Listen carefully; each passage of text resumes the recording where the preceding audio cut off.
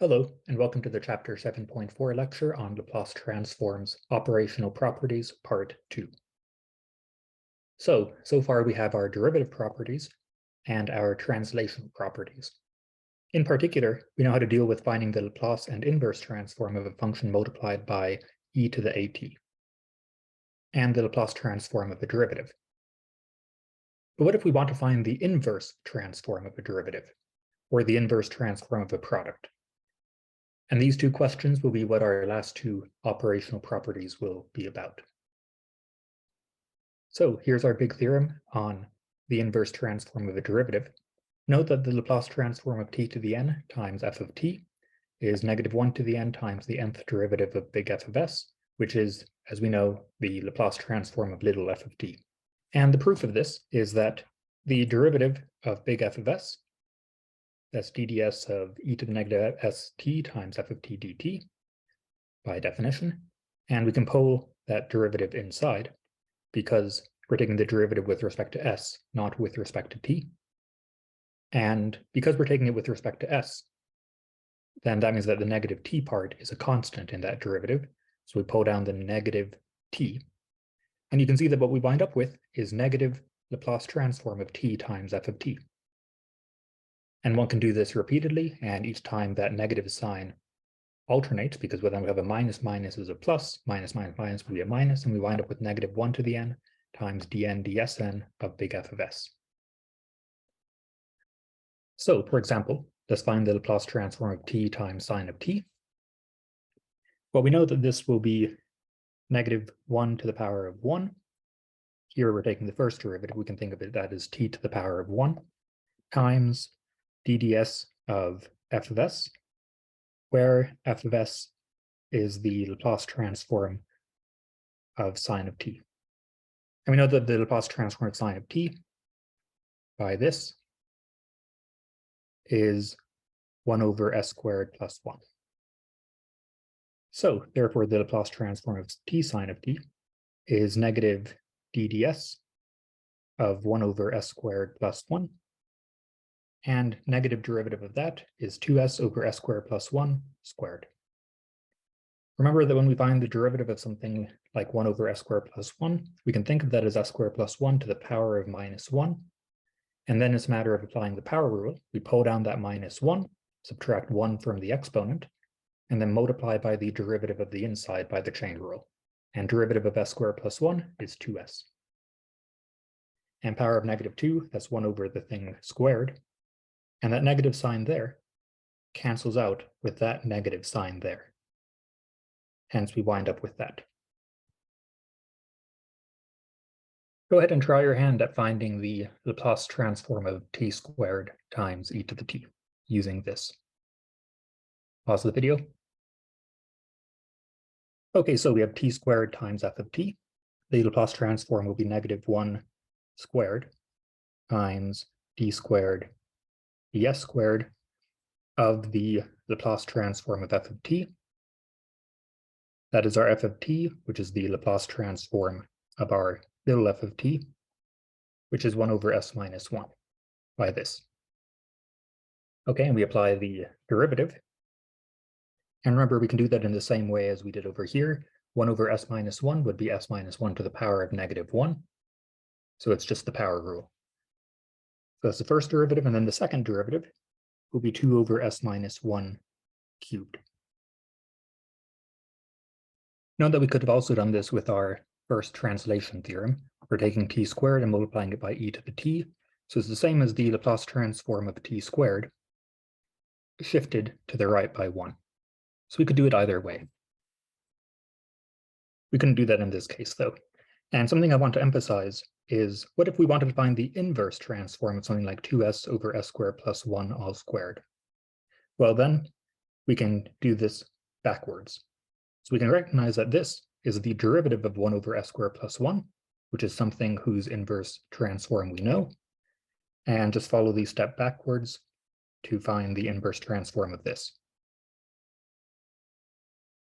Now, unfortunately, there's no nice way in general to find the Laplace transform of a product in terms of the Laplace transforms of f and g. Such problems must be done on a case-wise basis, meaning that we just plug in and evaluate in the worst case, or use our translation theorems, or what we've just done.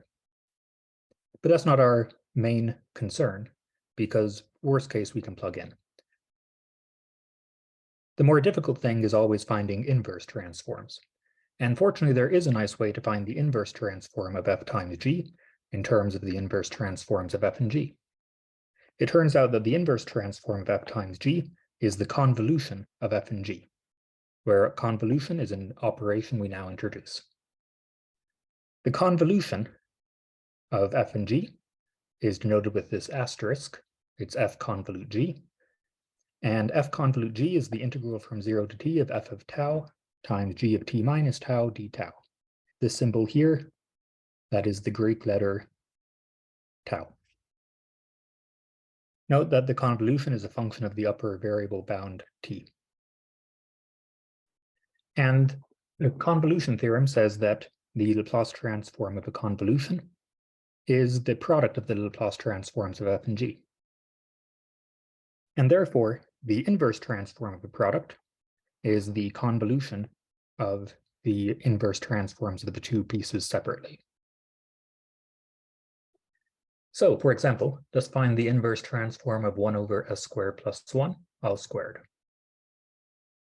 So if there were 2s up here, then we could recognize that as the derivative of the Laplace transform of sine and use our inverse derivative property. Unfortunately, there is not 2s up there, so we can't use that. However, we can recognize that this is the inverse transform of 1 over s squared plus 1 times 1 over s squared plus 1.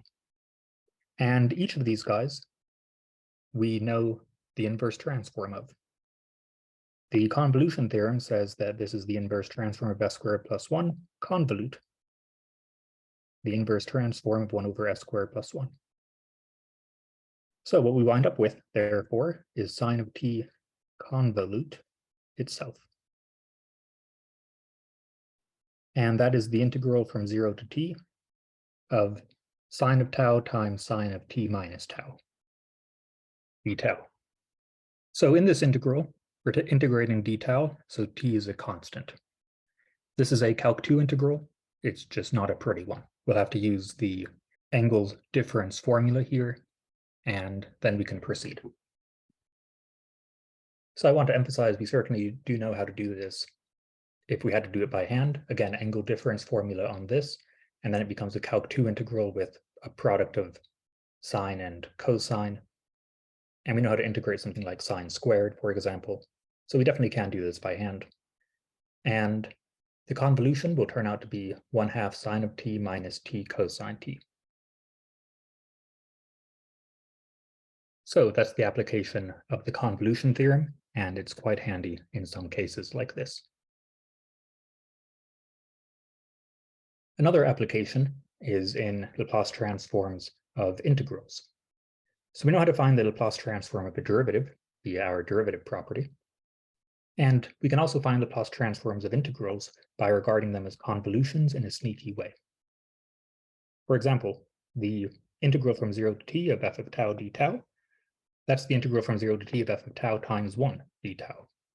So this g of t minus tau, well, if it's the constant 1, then if we plug in t minus tau, as here, it's still 1. So this is f of tau times g of t minus tau, just as in this form. So this is, in fact, the convolution of f and 1.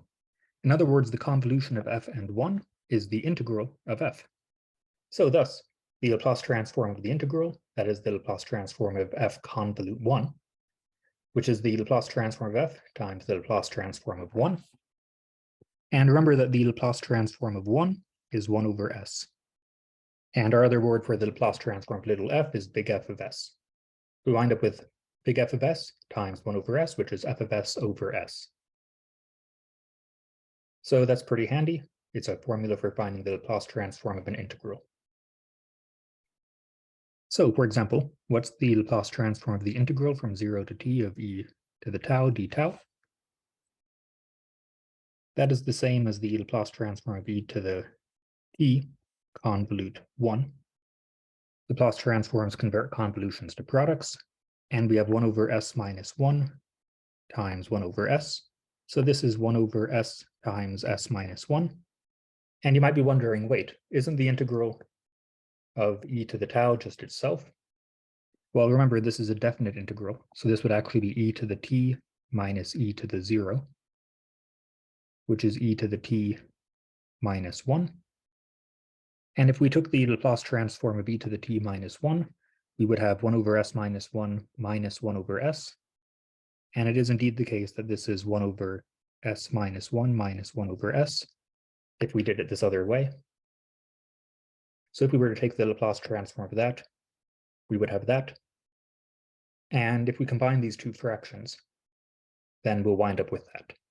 So we do indeed wind up with the same thing either way. What's the Laplace transform of t squared convolute t e to the t? Pause the video and try your hand at that. So Laplace converts convolutions to products. Well, the Laplace transform of t squared is by this, 2 over s cubed. And the Laplace transform of t e to the t. Probably the slickest way to do this is to think how the Laplace transform of t is 1 over s squared. So the Laplace transform of t e to the t, that's t e to the 1 times t.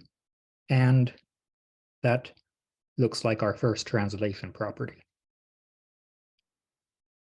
So that will be 1 over s minus 1 squared. So it's that. And we have our Laplace transform. Now, in such fields as electrical engineering, discontinuous periodic functions are not uncommon, such as the square wave. And solving differential equations in which one of the signals is a square wave or similar periodic functions is made easier by being able to quickly evaluate the Laplace transform of periodic functions. And fortunately, there is a nice way to do this. So we define a periodic function f to be a function such that f of little t plus big T is f of little t for all t, where big T is the period. So if you shift it by big T, then it's the same function. So for example, we all know that sine is periodic with period 2 pi. And if a function is periodic, then we can evaluate its Laplace transform with an integral from just 0 to big T instead of 0 to infinity via this formula.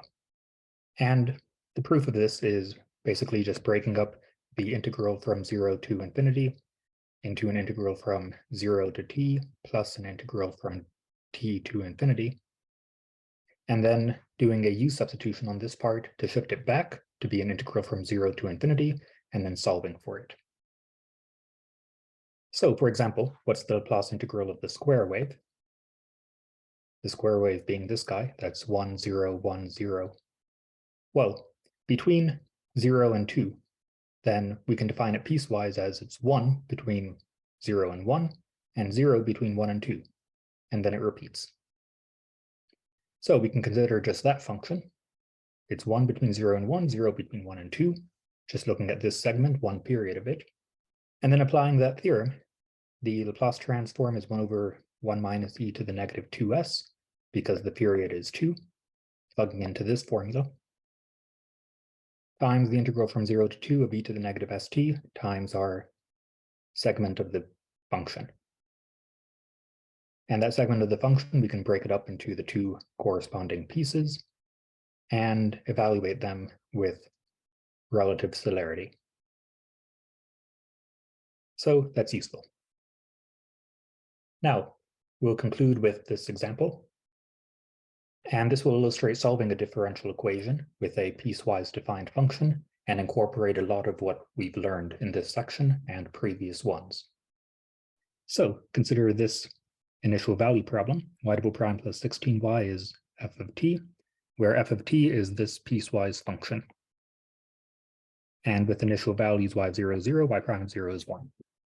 So step 1, as we know, is to take the Laplace transform of both sides. So we use linearity, that's a little Laplace L there. And for the Laplace transform of y double prime, we use our derivative theorem. That's s squared f of s minus s times y of 0 minus y prime of 0. And the Laplace transform of y, another word for that is just big F of s. And that's the Laplace transform of f of t, which we'll worry about in a bit. Okay, y of 0 is 0, and y prime of 0 is 1. So we have f of s times s squared plus 16 minus 1 is the Laplace transform of f of t, factoring out the f of s. Okay, so that left-hand side we're done with. Now let's worry about the Laplace transform of f of t. So that's our piecewise. Okay, so that's our f of t. I just rewrote it from this slide. And what is the Laplace transform of that? Well, we might think, it looks like this is a function that is on between 0 and pi, and then it's off. So maybe it's of the form f of t minus a times unit step of t minus a in some way. Except the unit step function, unit step of t minus pi, for example, that is off, and then at pi, it turns on. And we want the opposite. We want it to be on, and then at pi, it turns off and becomes 0. And to do that, we can do 1 minus unit step. 1 minus the unit step will be on, and then at pi, it turns off. Because imagine the function 1. 1 minus this blue guy up here, that's a difference of 1 when we're less than pi, so 1. And then when we're bigger than pi, it's something minus itself. It's 1 minus itself. So then it's 0. So that means that we can write f of t as cosine of 4t times 1 minus the unit step of t minus pi. And then we can FOIL this out. We'll have a cosine 4t. We know how to deal with that. Maybe we'll have a cosine 4t times unit step, which looks almost like that. So right now we know that f of t is this. Okay, that's much nicer than having to deal with a piecewise, and that's one utility of the unit step. And now, is it of this form? Well, almost. We have this u of t minus pi, but in here, in the cosine, we don't have that. However, we can do the following sneaky trick. What is the period of cosine of 4t? The period of cosine of 4t is the usual period of cosine, which is 2 pi, divided by 4, which is pi over 2. Remember, multiplying by 4 on the inside compresses it by a factor of 4. So it makes that period of 2 pi into a period of pi over 2. And what that entails is that cosine of 4t is cosine of 4 times t minus pi, because we shifted it over by pi over 2 twice, and neither does anything. So these two are the same thing, in fact, by periodicity. And you can graph the two. If you don't believe me, you'll see that they are identical. And the whole reason we're doing that is now this part looks like that. So now this part is actually a straightforward application of our second translation property. And the cosine 4t, that's what we were doing back in chapter 7.1, in fact. So we have found that our piecewise f of t, we can rewrite as cosine 4t minus cosine of 4 times t minus pi times unit step of t minus pi. And thus the Laplace transform of f of t is the Laplace transform of cosine 4t minus the Laplace transform of this shifted over guy. Laplace of cosine 4t, that is s over s squared plus 4 squared, if we look at our table of Laplace transforms. And the Laplace transform of this will be that same thing times e to the negative pi s.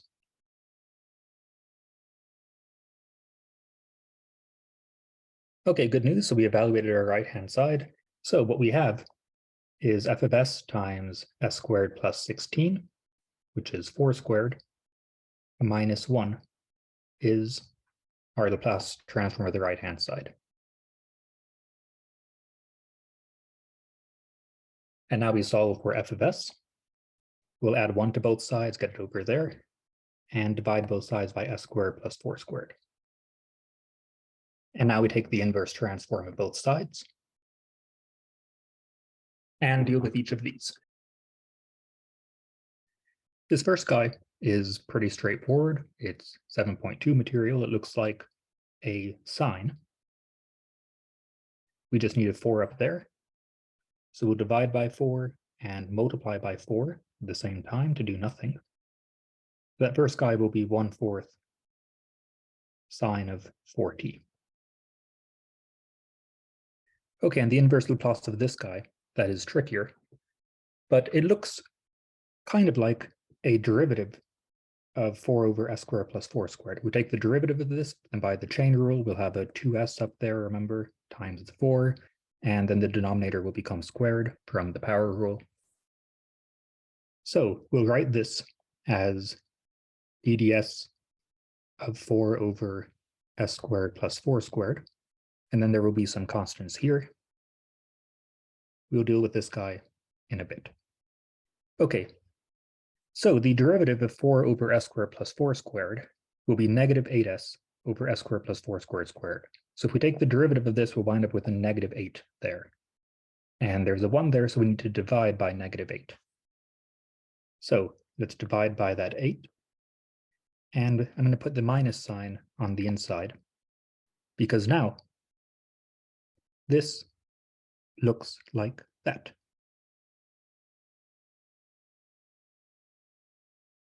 So we can therefore use that property, and it will be t times the inverse transform of 4 over s squared plus 4 squared. And the inverse transform of 4 over s squared plus 4 squared is sine of 4t. Okay, making great progress. Now one piece left. So our last piece is finding the inverse transform of e to the negative pi s times s over s squared plus 4 squared squared. This guy. Okay, well, whenever we have an e to a something inside an inverse transform, that is begging for us to use the second translational property. So if we call this f of s, as right there, then we know that this will be little f of t minus pi times unit step of t minus pi, where f of t is the inverse transform of that. But we already found that on the previous slide. Right here, it's this guy. We found that by recognizing it as a derivative of something whose transform we knew and using that. So this inverse transform, that was our 1/8 t sine 4t.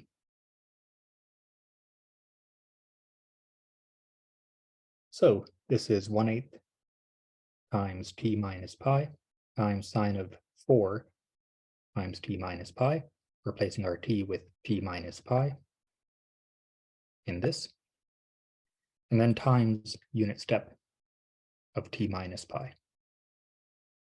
And fortunately, this can be simplified by periodicity again. This guy is just equal to sine of 4t